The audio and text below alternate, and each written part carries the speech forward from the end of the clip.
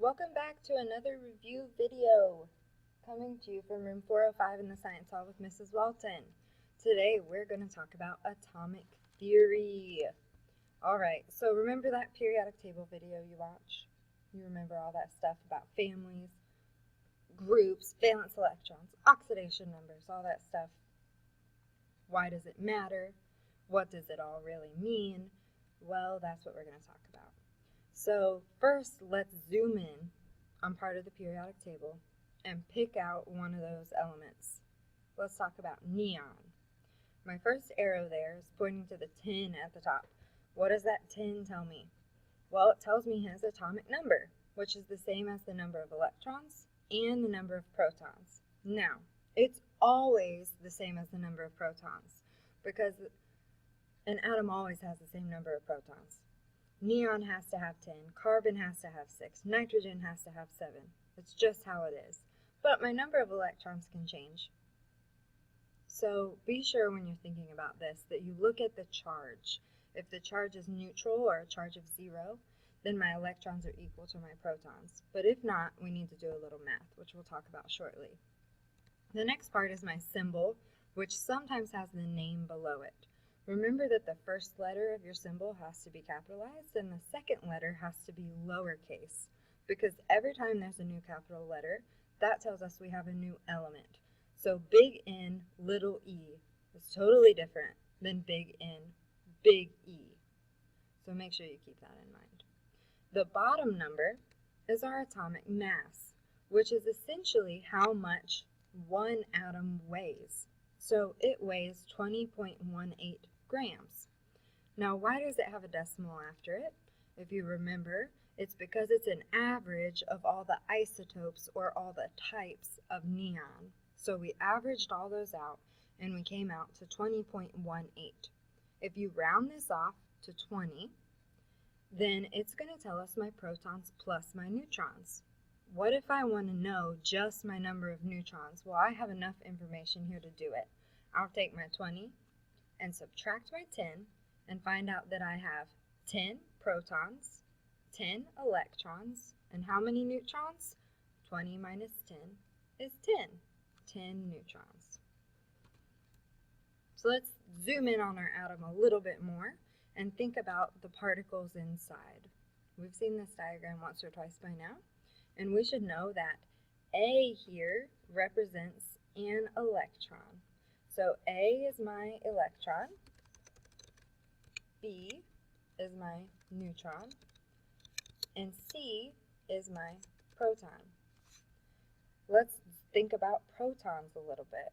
Okay, our proton here is going to have what kind of charge? Well, he's going to have a positive charge, so we say he has a charge of +1. He has a mass that's also 1. Get this lined up a little better. And we can find him in the middle. What do we call the middle of our subatomic particle? The nucleus. Now, if we look at the periodic table, how can we figure it out? Let's think about carbon. How many protons does carbon have? Take a look at your periodic table. You'll find out that he has 6. The atomic number on top tells us the number of protons. Okay. Now let's think about neutrons. Which one were the neutrons? Well, those are the guys in the middle in the nucleus that are the blank circle here. Our neutrons have no charge. They're neutral. Charge is 0. They do have a mass though. They have a mass of 1, just like a proton. They can also be found in our nucleus. And how do we figure it out from the periodic table? We take the atomic mass, which is the bottom number, and we subtract the atomic number, which is the top number on the periodic table. Last but not least are the most important subatomic particle. Those are our electrons. Okay, what type of charge do electrons have? Excuse me.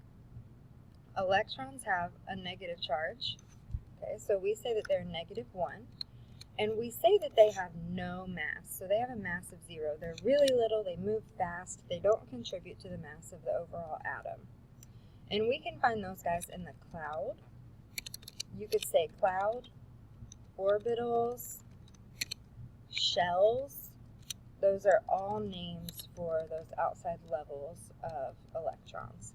And when we look at the periodic table, we can use the atomic number unless the atom has a charge, which we'll talk about in a little bit here. So that's a nice little summary of our subatomic particles within anything on the periodic table. You should be able to break it down this way. Okay. So when we think about drawing atoms and electrons, we have two approaches. Okay, we have the Bohr diagram and the Lewis dots. The difference here is that the Bohr diagram accounts for all the electrons, while Lewis dots only account for those electrons in the outermost shell, which we call valence electrons, if you recall. So in our Bohr diagram, we're going to show all the electrons, and the first level is going to hold 2, the second level will hold 8, and the third level will hold 8 electrons as well. You start by drawing the nucleus, add in the protons and neutrons into the middle in the nucleus, and then you'll add your first shell and start adding electrons. How many can the first hold? 2. How many can the second hold? 8. Okay? First, you have to figure out how many electrons you need and then distribute them into your shells. You don't want to end up with 20 electrons when you only needed 12. So make sure you just go up to the number of electrons you need, which you can find by either looking at the periodic table or the question that you've been asked. What are those electrons in the outer shell called? I just gave you that hint. They're called valence electrons. Those are the important ones because they participate in bonding, which I just answered my next question. So they're important because they participate in bonding. They're what needs to be lost or gained in order to create a stable octet or a stable outer shell. So here's a good picture of a Bohr diagram. In the middle, we have 14 protons and 14 neutrons. So look at your periodic table and see which element we would be talking about here if it had 14 protons. Do, do, do, do, do, do, do. Look at your periodic table. Okay, did you find it? It should have been silicon. So silicon has 14 protons. We knew that because it has an atomic number of 14. Let's throw back in our knowledge a little bit. What group number is silicon in? He's in group 4, called the what family? Carbon family. Is he a metal, non-metal? He is a non-metal because he's to the right of the zigzag line, but he also touches the zigzag line, so he's a metalloid as well. We have some good things to know about metalloids. Let's see, they're good conductors. They're semiconductors because they share the properties of both metals and non-metals, and they tend to be solids, liquids, or gases, any of the above. We talked a lot about that in our last one about the periodic table, so make sure you remember the things we're reviewing from day to day. How many electrons did we have in our first shell here? 2. Why did we space them out? Well, remember, they're negative. What do 2 negative charges want to do? Do they want to hang out next to each other? Probably not. They want to spread apart, so they go to opposite sides. My next level has 8 electrons. Those 8 spread out evenly as well. And then in my last level, I have 4. Those are my valence electrons. Those 4 electrons in the outer shell are my valence electrons, which also give me my oxidation number. What is silicon's oxidation number? Take a second, think about it. Silicon has an oxidation number of +4 or -4. Remember that group can have either oxidation number. That's the beauty of the carbon family. So that's a Bohr diagram. Now, what about our Lewis dots? This shows only the important ones, the valence electrons. All you have to do is look at the group number and take the shortcut of taking off the 1 if there's a group number that's above 10. So start by writing down the symbol and then add a dot for every valence electron. But don't add them all on the same side. Put 1 on each side before doubling up. These are super important because it shows us how atoms will bond. So look at oxygen. If we were drawing this out, we would have looked at the periodic table and found oxygen. He is in group 6. we would have known he needed 6 valence electrons. So we would start on one side and said 1, 2, 3, 4, and then double up, 5, 6. Same thing with fluorine. He's in the, what is the family name for fluorine? Halogen family. And we would have said he needs 7 valence electrons. 1 on each side, 1, 2, 3, 4, and then double up, 5, 6, 7. Doesn't matter which side your lonely ones are on, as long as the right amount are lonely. And the same thing with nitrogen. Try drawing that one out for yourself. Okay, so what about ions and isotopes? This slide's overwhelming. Let's get down to a few things here. First of all, what's the difference between an ion and an isotope? An ion is the change in the number of electrons. Remember, ion, electron, okay? And an ion, my electrons change. And an isotope, on the other hand, my neutrons change. So, in an isotope, my mass is affected. In an ion, my charge is affected. First, let's talk about ions. What is the charge of an electron? We just talked about it. An electron's negative. So I have to think about what would happen to my overall charge if I lost or gained an electron. Why would an element want to lose or gain an electron? Well, they want to become stable. They want to be like the noble gases. So if that means I need to lose a few or gain a few electrons, I'm going to try to do that. And you need to be able to look at your periodic table and predict the type of ion something will become by seeing how close it is to a noble gas and whether it would lose or gain in order to get there. All the elements on the periodic table are neutral as they are, and I mentioned that before when we talked about using your atomic number.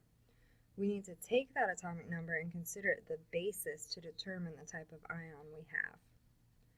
So when they gain or lose electrons, they become charged very similarly to a magnet.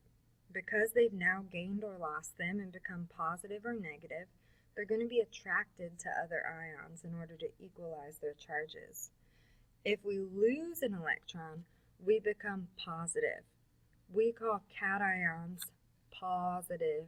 Get it? Cats have paws. Cations are positive because they lost an electron. Think about losing someone who's negative in your life. You would become more positive. So it's kind of an opposite thing here. Cations are positive and they lost electrons. What's a negative one called? An anion. And this is when they gain an electron. I gained someone negative in my life. Now I'm going to be anti everything. I'm an anion. Nonmetals tend to do this. Okay. So those are ions. How about isotopes? In an isotope, we have a change in the number of neutrons. So, ion, electron, isotope, neutron. This makes an element have a different mass, but does it affect its charge? No, it only affects its mass. Isotopes occur naturally. We need them in order to live on Earth. They're a good thing, okay? And we have to consider all the types of isotopes.